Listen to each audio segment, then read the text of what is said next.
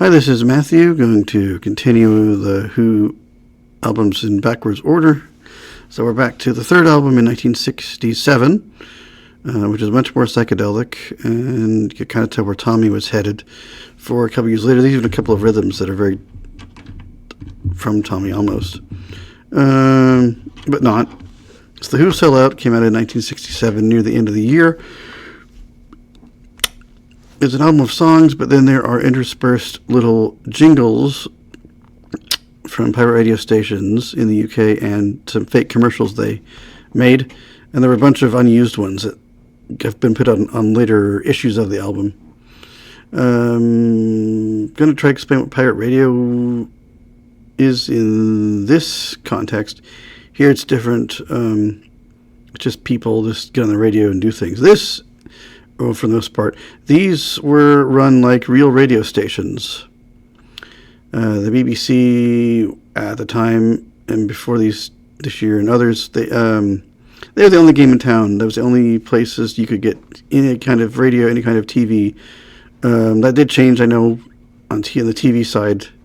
I think in the 50s and early 60s, there were other channels that came up. But radio, it was BBC One or nothing, or it was BBC or nothing. Until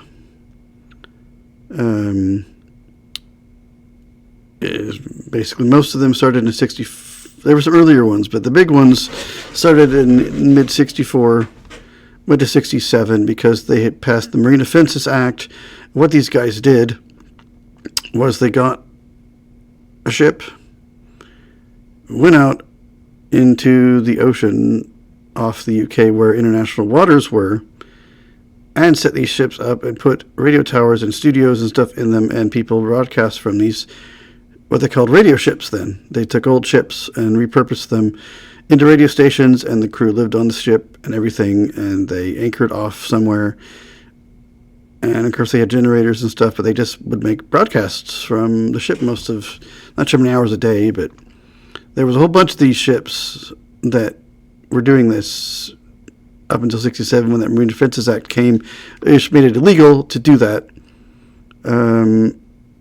Wasn't Caroline and a big one called Radio Caroline and this and another station were exempt for a while, but then that changed and all of them were eventually stopped, but Radio Caroline kept doing it anyway.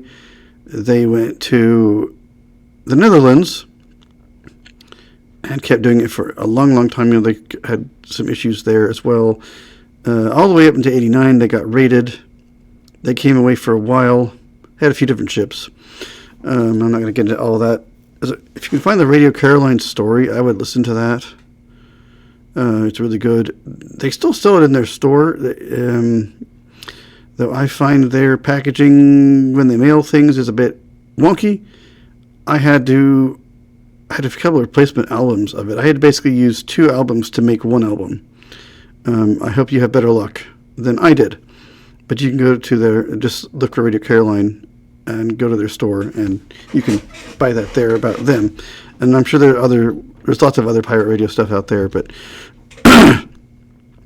they came back a little bit and ended in 91 because their ship ran aground. But they are not. None of those are on here. The only station they have jingles from is Radio London, which I'm not sure if that's just their favorite station or if that's the one they picked up the best. They're all on the AM band, so you could have gotten several of them in the day and at night, depending on where you were in the UK. You could probably get, I don't know, probably 3, 4, even 5 of them, or I don't even know for sure, depending on, again, where you were, time of day, conditions. You could have gotten quite a few of them. But then once that hit, then the BBC, instead of being one station, became, 4. Radio 1 was all of the current pop stuff. 2 was kind of your kind of older music, not for young people. 3 was all classical. 4, spoken word news, all that kind of stuff is there. Radio programs went there, radio dramas. Now we have 5, which is mostly sports and talk. 6 is kind of independent music, and then it was 7, but became Radio 4 Extra. It's all of the old and new British dramas, comedies, game shows.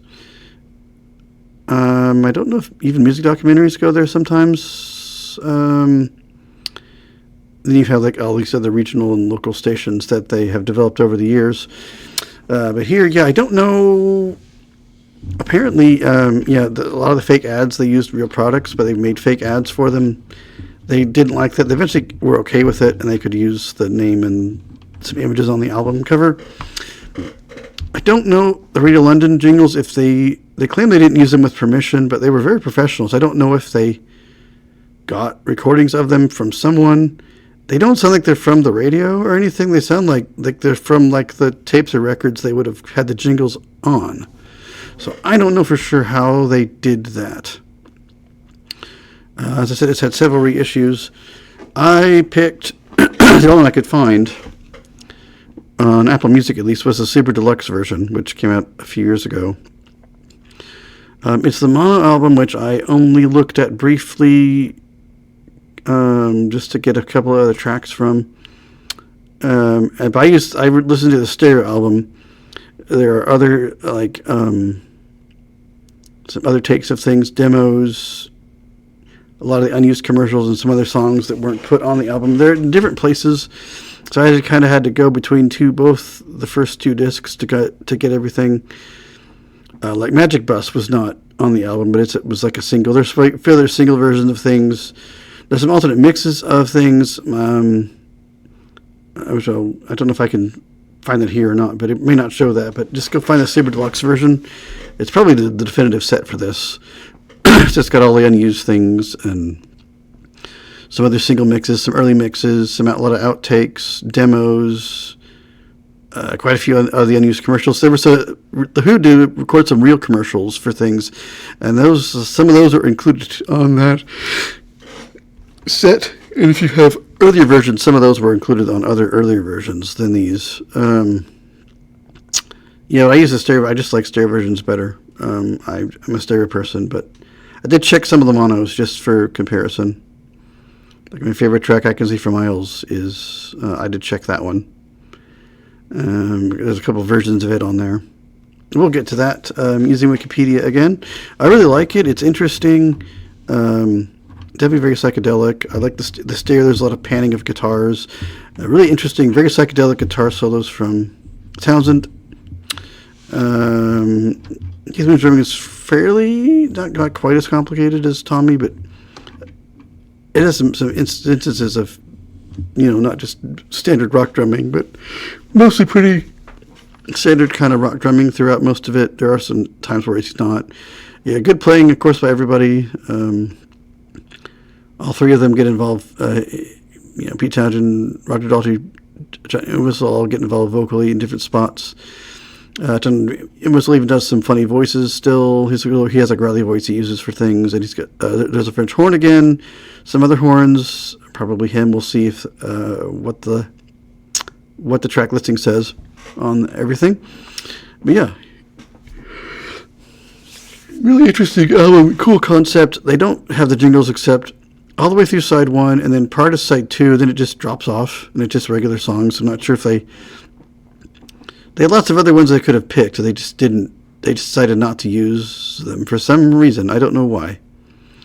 So it doesn't quite work all the way through with the Radio London jingles and the fake ads, but you kind of get the idea. Like, it's supposed to be a pirate radio station playing music or whatever.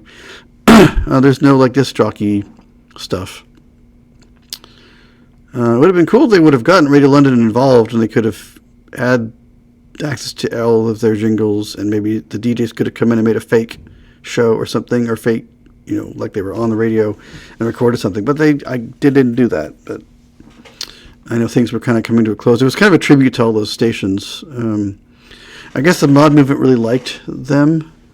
I'm not sure about the rockers in England, but mods for sure did. I think rockers probably did too, but I don't know. I wasn't there. I'm not from there, but they were big. People really did like these stations. They influenced later stations. The only one that went legitimate was Caroline. 5-6 years ago, they finally got onto AM for real. They've been online for years. Radio London, there is Big L, which is, I think, kind of I don't know. because they have a lot of those jingles. They have their own jingles.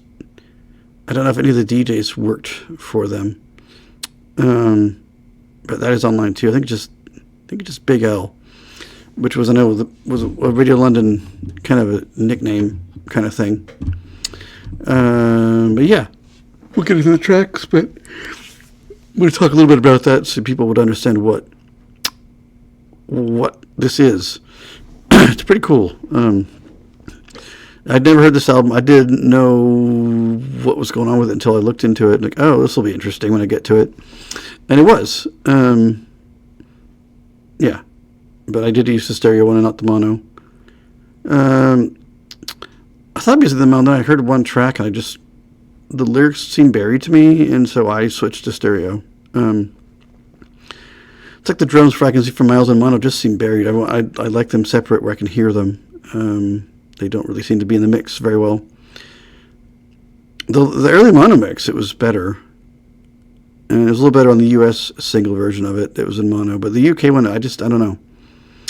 But I will always pick stereo over mono unless it's not there. But in this case, it is.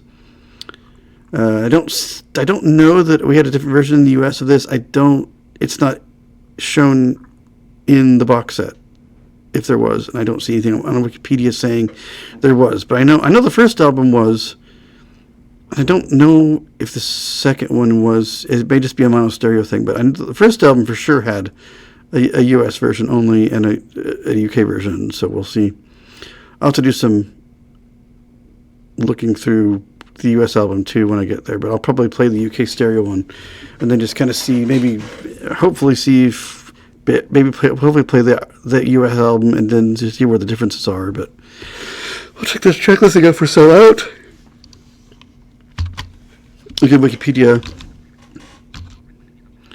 Of course, Pete Townsend, where except were noted. I think this was just a single album. Side 1, we have Armenia, City in the Sky, very psychedelic. That is Stevie Keane. I don't remember what band he was in. Adultery and Keane. So he does get to do. I forget what band Steve Keane was with, but he's also on here with Daltrey. And then we have Heinz Baked Beans, which I guess do exist. And it's a fake commercial for that. Pretty funny. They are on the cover. Was it Daltrey? I forget who was. They put him in a bathtub with actual Heinz baked beans from a can, and he got sick apparently from it because the beans had just come out of the fridge and they were cold, along with the water. Not a good combination, but that's on the cover somewhere. Fake ad for that. Pretty funny. John Wilson wrote the fake ad. Keith Moon and Pete Townsend are on vocals singing. Yeah, it's like a unison thing. It's kind of funny. Then we have Marianne with a Shaky Hand, which I know was a single in the Netherlands. I think it got put out over here too. Kind of cool song. Right, Roger Daltrey and Pete Townsend on vocals here. Odorona, which was a deodorant. That's a fake commercial. Does not give a writer credit here. Townsend on vocals for that. It's almost like a song, really, but it's like seems longer than a regular sung jingle, but it's kind of funny. Tattoo with Daltrey and Townsend on vocals here. That's a pretty cool song, actually. Our Love Was with Pete Townsend. I Can See for Miles, which honestly was the first 2 song I ever heard in my life. On the Apollo 13 soundtrack in 7th grade, it's one of the tracks on that soundtrack. So it's the first 2 song I ever heard. I always have a soft spot for it, but it's so cool. I definitely like the stereo. I like how everything is separated. Mono just sells. I don't know. There's not enough separation for me on this song in mono. So not to my ears anyway. My 43-year-old ears don't like it. Daltrey, of course, on vocals there. That's some of the best Keith Moon drumming on the album, honestly. That's side 1, and then we have side 2, where we have some of the fake commercials and jingles. But yeah, they don't show the jingles on here, but there are Radio London jingles interspersed. I don't know why they're not showing them. The commercials are here, but not the Radio London jingles, which are also on there. Kind of interspersing between almost like interludes. They kind of almost run together. And we have I Can't Reach You with Townsend. Medac, which was, I guess, an Acme cream. Fake ad, of course. John Entwistle wrote that one, with John Entwistle doing the vocals on it as well. Relax. Yeah, that's a kind of a trippy track. Very psychedelic. Daughtry and Townsend doing vocals there. Very trippy, but kind of cool. But again, psychedelic era was in full swing at this time. Then we have Silas Stingy. John Entwistle wrote that. And him and Daughtry sing on it. And then Sunrise with Townsend on vocals. Which I guess he must have written that other jingle one too. Real Rodents was a hidden track. That was I guess a mini rock opera in the middle of this other concept album. So, yeah, that was going. That's pretty cool actually. Daughtry on vocals there. Cool little track. And that is the whole album there.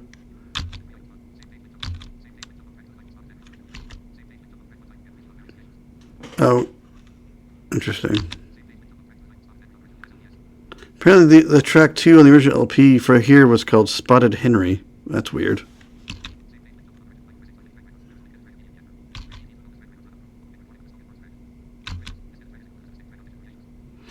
Oh, yeah, there was a playback group like Sgt. Pepper, which is on the reissues, which is kind of cool. Yeah, it was like a spoken word thing. I forget what it says, but I think I heard it. I may have to go and look again really quick and make sure I heard it correctly. I think I did. I think I did hear it, though. It's kind of cool. Here are the CD bonus tracks from 95. We have... Yeah, Rail 2. Townsend and vocals there. I forget what that related to. It was a part of Rail, but it was like another version of it or something, if I remember right. A Glittering Girl, which was Townsend and Entwistle. Melancholia was Daughtry.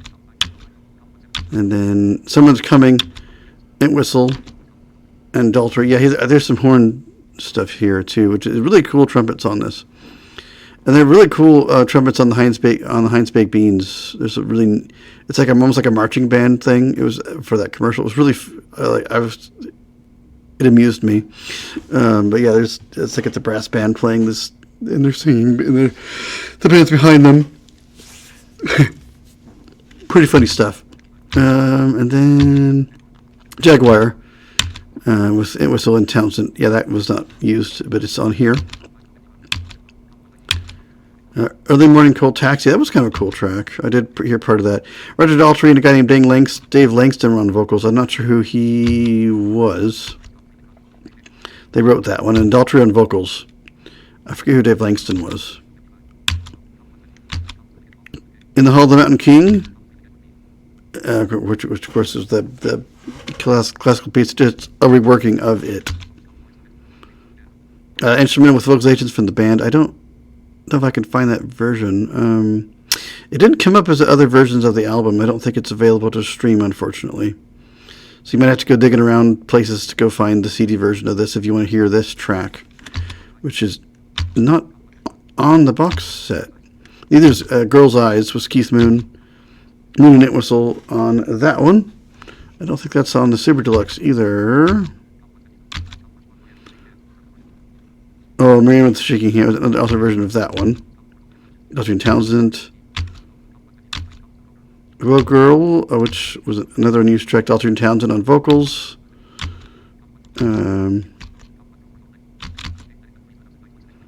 From the deluxe edition, we got the following. Yeah, the mono stereo version, both bonus tracks on both discs. The bonus tracks for that one, we have A Real Naive, Someone's Coming, Early Morning Cold Taxi, Jaguar, Coke After Coke, which is these are on that bonus thing. That was another commercial that the Who did. That was I think these are on the Super Deluxe. Come to think of it, just in weird configurations, not quite the same. Glittering Girl again. Summertime Blues. I did not listen to that version. I should have, but I didn't. I may have to go back and hear. It's Eddie Cochran and Jerry Capehart wrote that. The live version is on Live at Leeds, though, and I think the whole one, if you find that 40th anniversary edition, the whole concert also has that as well. John Mason Cars, that is not on the Super Deluxe. Keith Moon and Whistle wrote that ad. Fake commercial. Girl's Eyes. Keith Moon wrote that one. Sodding About. Whistle Moon and Townsend. Premier Drums, which is another fake commercial. It's the full version. Keith Moon wrote that, which makes sense. Old Renault deodorant commercial with the final chorus on it.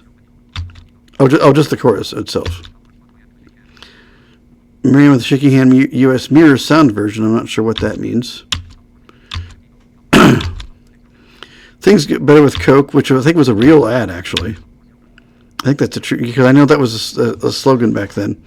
I've heard a few other people doing that. They did a lot of, you had like Ray Charles, and you had other people, Supremes. People would come in and do these commercials. And so they got the Who to do them. This happened a lot back then. You had a lot of celebrities would come in and sing these commercials. So, and the Whole Mountain King again.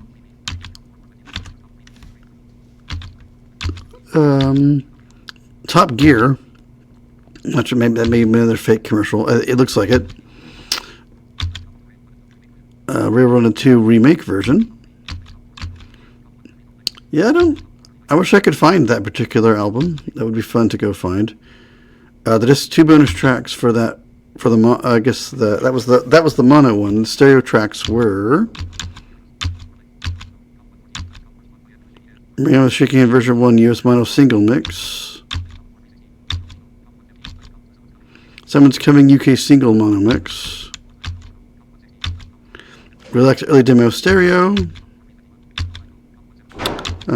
Jaguar original mono mix of that. Glittering Girl unreleased version. It's in stereo. I think the other ones were all in mono. Stereo was not indicated. Tattoo early mono mix. Our Love Was Take 12 unused mono mix. Rotor Sound Strings with final note stereo. I think there was another fake commercial. An early mono mix of I Could See for Miles. I think that's the one without the double track vocals, I believe.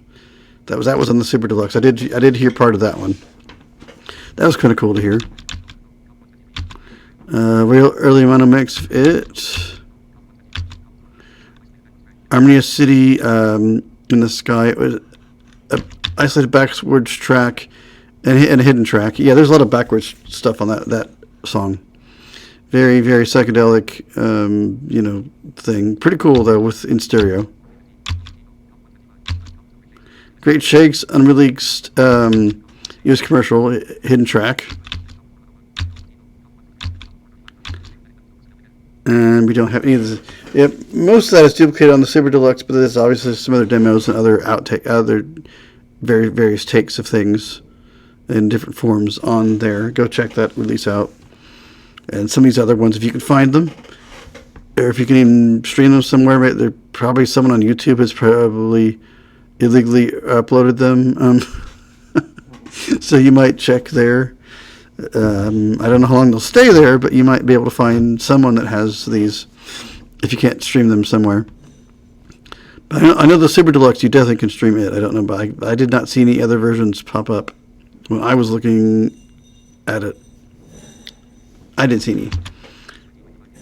Oh, our personnel is adapted from the liner notes of the 95 reissue here.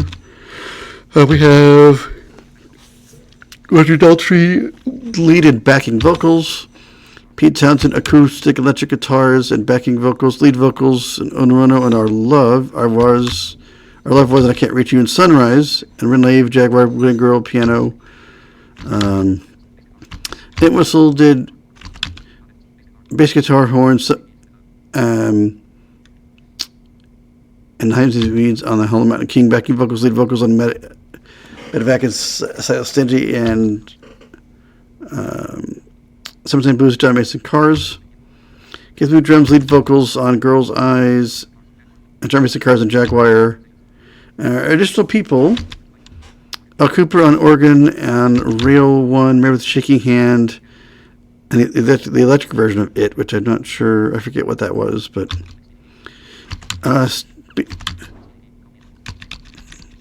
I'm sorry, not Stevie King, Speedy Keen.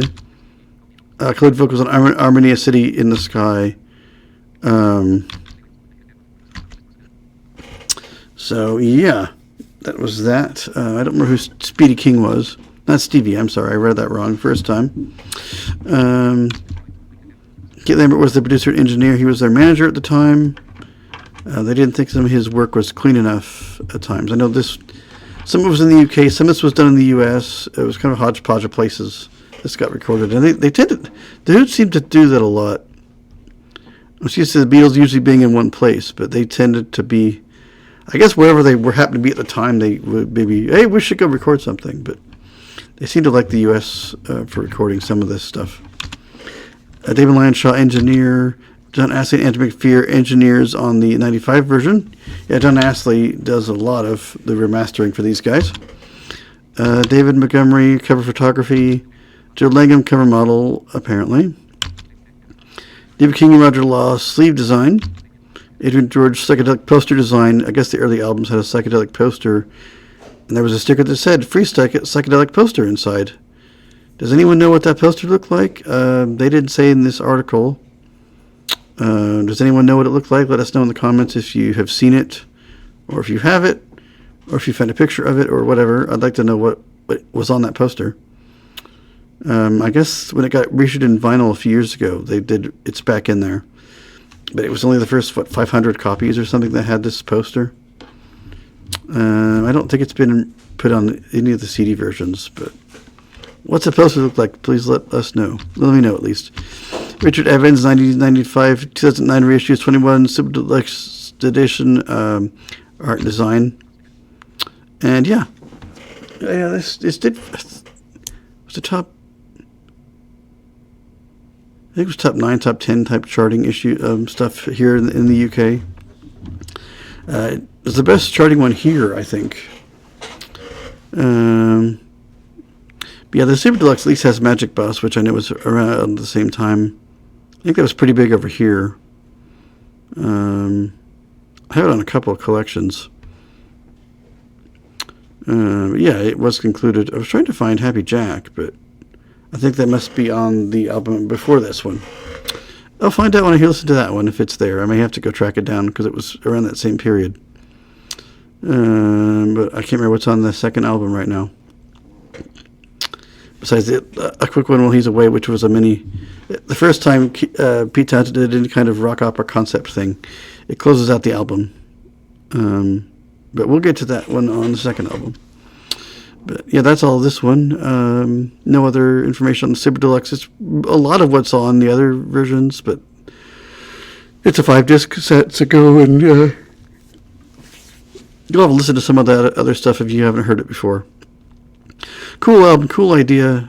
I like the pirate radio idea. It sounds really not something I probably could have done, but to live like that in hot and cold weather and rain and storms and wind and rocking boat, and issues with the station going off and on, and electrical problems, and fuel, and getting supplies to them, and all the things that went on, getting music over their tapes and records and whatever. Hands off to all those guys that did that.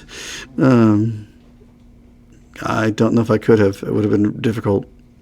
But I love the whole idea of just, we're just going to do our own thing and go on the ship and broadcast stuff and hope we don't get caught.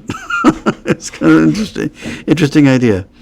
Now they're all land-based, and it still goes on here in FM. AM, I don't know if there's quite as many. There's a lot on shortwave, but it's harder to find them. FM, it's very easy to find where these people are broadcasting at, so harder on shortwave to find someone. But most of those are only on holidays and special occasions. Some, I think, do other times, but holidays on shortwave, you can go look in certain parts of that range, and you'll find pirates. They are over in the UK.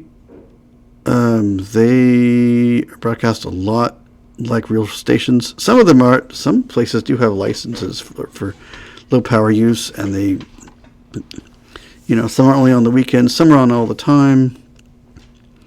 Sometimes they might only be certain Sundays of the month or whatever, but there are some low power ones in the Netherlands and places. I don't know if there's any in the UK, but it's like Radio Caroline. But those guys, I know there's like Laser Hot Hits. There's some other ones that broadcast constantly, and some just have like a relay. There's like a relay service where they just have their shows on it. But lots of different things out there, pirate wise. Yeah, but these guys did that. There was a tribute to those guys in the '60s that went on these ships and did that for a number of years, and some into the '70s when they went to the Netherlands, and they would get on some Dutch stations, or you might have a split agreement like Caroline did with one. They were in the nighttime, the Dutch was in the day.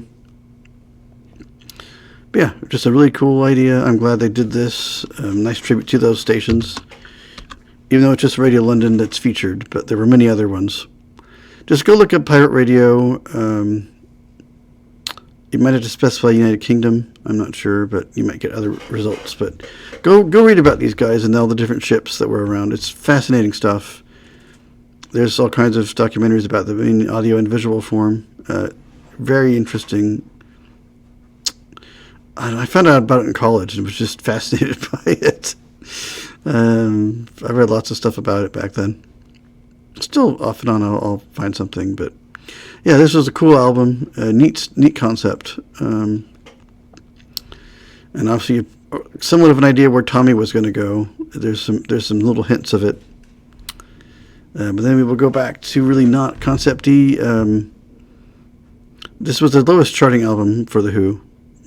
It's a cool idea. If you understand what it's about, it makes more sense. If you're just hearing it, you didn't know what was happening, you wouldn't be, what is all this for? But it is pretty fun. The commercials are really funny, and I like the Radio London jingles, and there's some neat songs that were very psychedelic for The Who. Yeah, they were really good, though. I really enjoyed all of it. So this is kind of unexplored territory for me now, where we are now on these. So yeah, I'm exploring part of their catalog that I don't know as well. I know the singles, but I don't know the other stuff as well. They just weren't findable when I was a kid.